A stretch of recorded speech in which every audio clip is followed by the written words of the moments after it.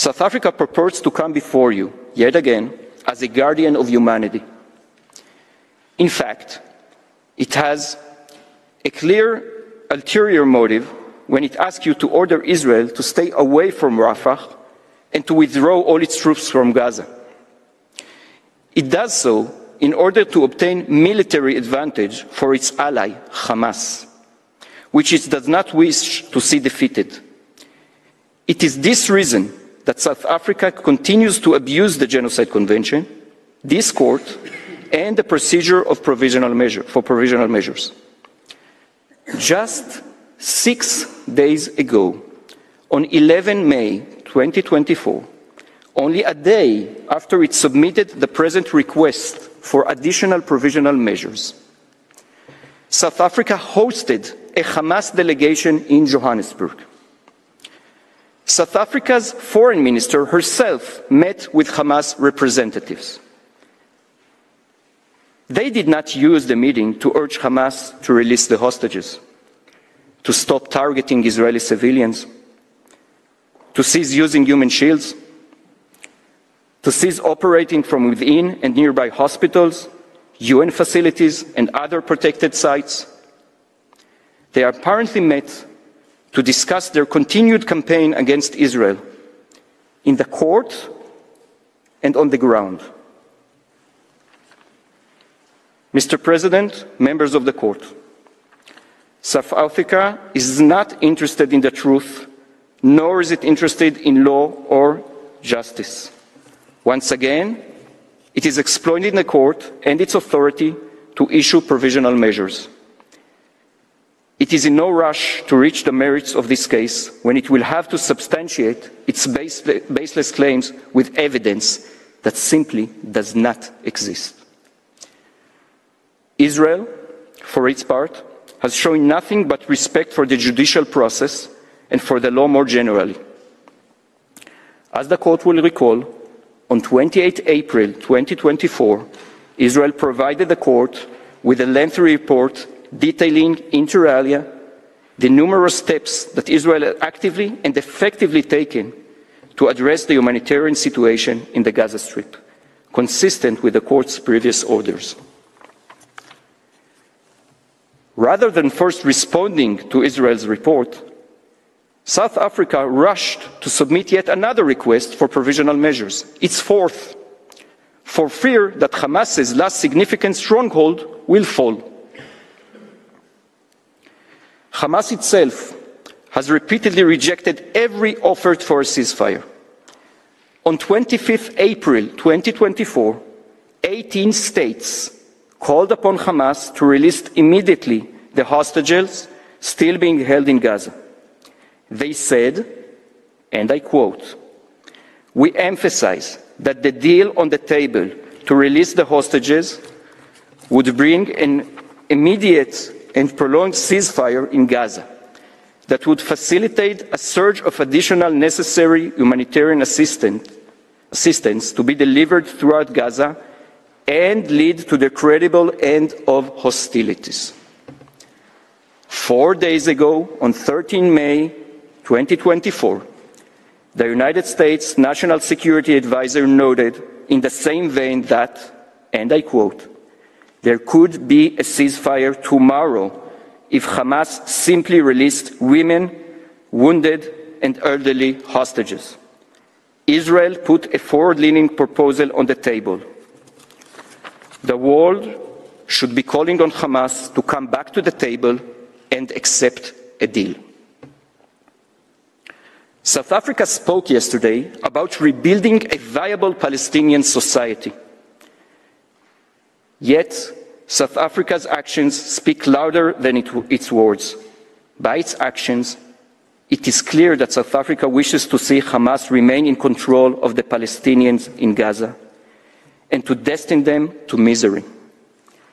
It is Israel that wishes to see a different future to Gaza, one in which Palestinians and Israelis can both live in peace.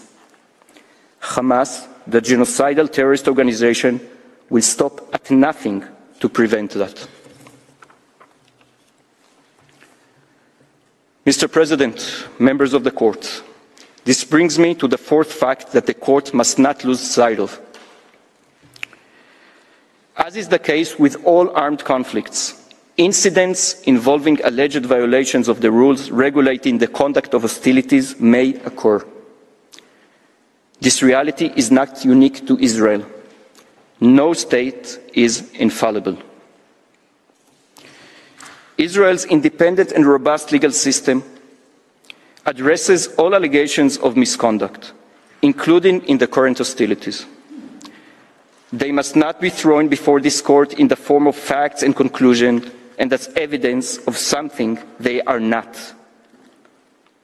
Armed conflict is not a synonym for genocide. South Africa mentions some individual incidents reported in the media and attempts to present them as evidence of unlawful policies. Yet, exceptional incidents are just that, exceptional. They do not evidence a policy of illegal behavior, and then also cannot be cited as fact until a proper examination is carried out. Not every media report reflects facts or incidents correctly or in their full context. Israel has been and remains committed to acting in accordance with its international legal obligations, including those under international humanitarian law and the Genocide Convention. Israel has in place the necessary mechanisms to examine and investigate allegations of wrongdoing by its military forces and to ensure accountability for violations of the law. Information about these mechanisms and their activities since the commencement of hostilities has been provided by Israel in both the report of 26 February 2024 and the report of 28 April 2024. It bears repeating before the court today that since the beginning of the hostilities, 55 criminal investigations have been opened by the military advocate general with respect to incidents that raise prima facie reasonable suspicion of criminal misconduct. In addition, the fact-finding and assessment mechanism, a permanent, independent and professional mechanism in charge of examining exceptional incidents, is in the process of addressing hundreds of incidents from the current conflict. With respect to various public statements, as I stressed in January before the court, the Israeli legal system knows how to draw a line between statements that are troubling and even obscene, but still fall within the right of freedom of speech in a democratic society, and those statements which go beyond that right. Israel's reports have also outlined the steps taken by Israel's law enforcement agencies to examine dozens of statements made in the context of the current hostilities in order to ascertain whether legal steps are warranted. It was recently decided that some cases justify the promotion of criminal proceedings. At the same time, since the outset of these proceedings, South Africa has consistently cherry-picked statements or taken others out of context in an attempt to attribute to Israel the intent to commit genocide, taking advantage of the low evidentiary threshold at the provisional measure stage. It does so in the present request as well, attributing to Israel alleged genocidal aims and acts based on statements clearly calling for victory over Hamas and for its destruction. Israel has made repeatedly clear that the policy and instructions for conducting the hostilities stem from the decisions of the Ministerial Committee on National Security Affairs and the War Cabinet, and not from various social media accounts or interviews. As Ms. Kaplan-Turgeman will explain, the decision of the Israeli cabinet and their implementation on the ground leave no doubt that South Africa's allegations regarding genocide are completely and utterly baseless. Israel's law enforcement authorities also act to counter Israeli protesters who block the transfer of aid from Israel to Gaza. The Israeli police secures coordinated convoys during their passage in Israel. With respect to the incident of May 13, during which protesters caused damage to aid trucks, the Israeli police is prioritizing the investigation, which was assigned to a special investigation unit. It has already resulted in the investigation of several suspects and witnesses.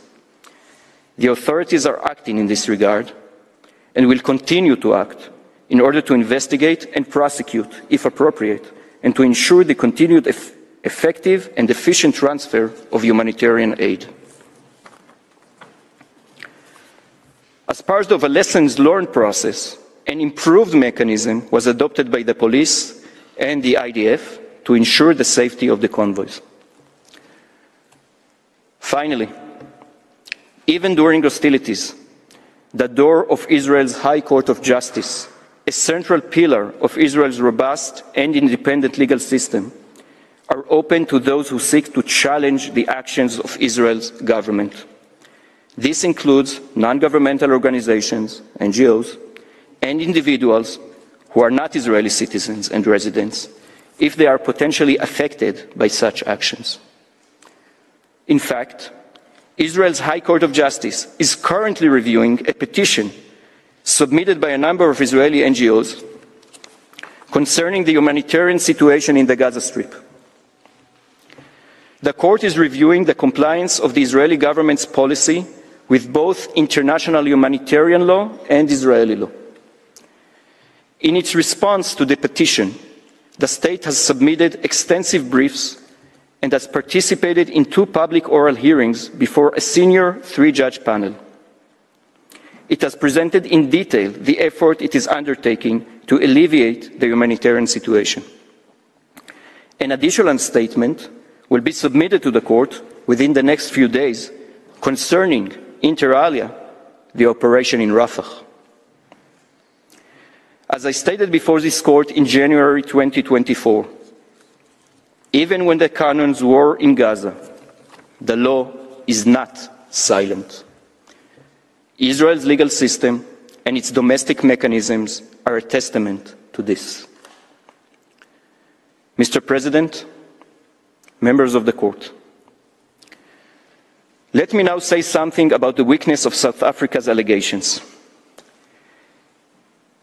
Its counsel berated Israel yesterday for casting aspersions at what it called credible information provided by South Africa. But the sad truth is that South Africa cites hateful social media accounts and unsubstantiated news reports in support of its claims.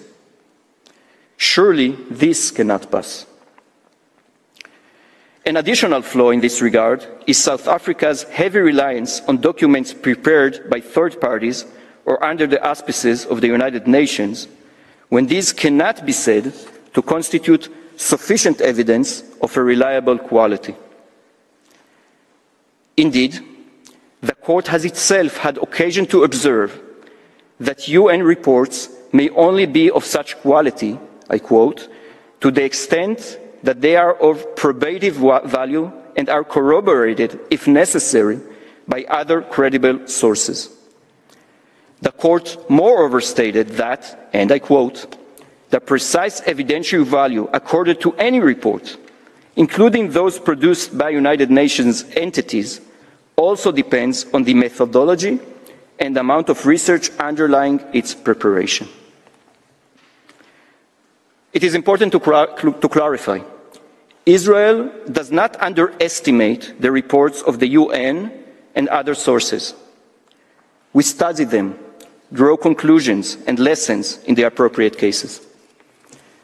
However, statements from such reports should not be accepted automatically, especially in a complex combat reality.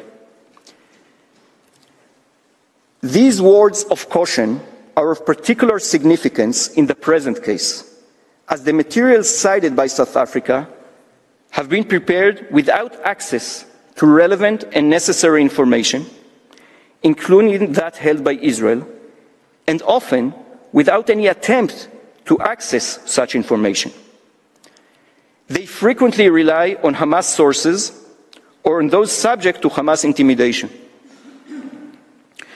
One striking example, which gives serious cause for alarm, is that even UN OCHA, which has so far parroted information generated by Hamas-run agencies in Gaza regarding fatalities, has recently started to accept that the information coming out of Gaza is flawed.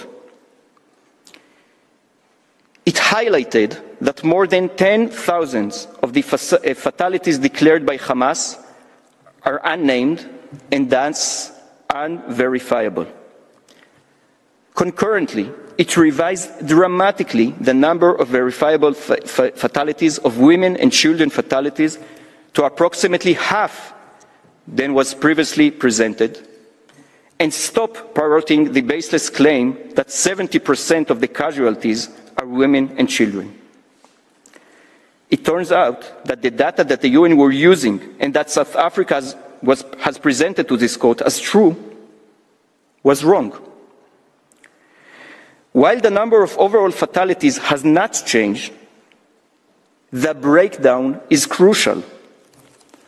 Hamas has been concealing the number of militants in its unverified lists of Palestinian casualties. Hamas's lists also contain persons who died from reasons unrelated to IDF actions, such as fire of terrorist organizations, and show many irregularities in reported age, gender, and ID numbers. In this way, an armed conflict can easily be portrayed as genocide. As we have stated, every civilian death is a tragedy. Moreover, overall fatality counts during a war are not, in and of themselves, evidence of unlawful conduct under international law. Once again, the facts matter. South Africa has not missed an opportunity to make outlandish accusations against Israel, and its fourth request for provisional measures is replete with blatant distortions and misrepresentations.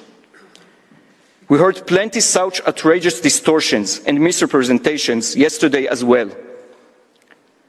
Perhaps most repugnant is South Africa's suggestion that Israel has created zones of extermination, evoking terminology reminiscent of the systematic extermination of European Jews during the Holocaust. Similarly outrageous is South Africa's cynical attempt to equate Israel's action with the genocidal practices at Srebrenica. How low South Africa has stooped. These allegations leveled at Israel are patently untrue and emphatically denied. Like many of the claims in South Africa's application and requests, they lack any basis in fact or law. South Africa claims that Israel has closed critical border crossings into Gaza, when this is blatantly untrue. It has claimed that Israel has failed to facilitate the provision of fuel for sustaining humanitarian operations and facilities. This is also untrue.